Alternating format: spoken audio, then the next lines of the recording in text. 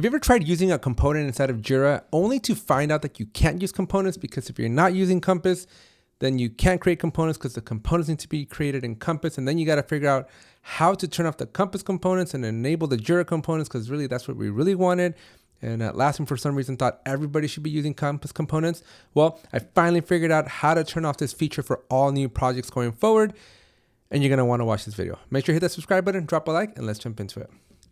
So in case you don't know what I'm talking about, and in case my little introduction didn't make sense, when you go to the components section of your Jira project, you will be greeted with your Compass components. And this Compass is a different product that Atlassian makes that they clearly want you to buy. And so if you don't want to use the Compass components, you have to come over here to the right-hand side and you have to click the slider. Then Atlassian is going to ask you to give them some feedback. I always leave a comment and I tell them, please stop forcing us to do this. And then I submit. So I'm not going to do that today because I'm not feeling that passive aggressive.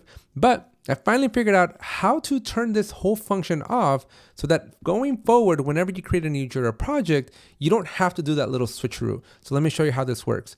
You do need to be a Jira admin or hired to be able to do this. Click on the gear in the top right corner, go to products, and on the left-hand side, you're going to scroll all the way down until you find Compass.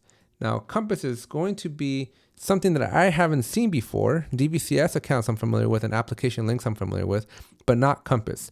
Now, once I click on Compass, you're going to see that we can set the project defaults. And so what you're going to want to do, if you're as annoyed as I am with always having to switch from Compass components to Jira components, then all you got to do is click on this radio button here, click on save, and no more will you be bothered with that whole, I got to convert from Compass to Jira components. So you're welcome. Hit that subscribe button, share this video with everybody you know, and I'll see you in the next one.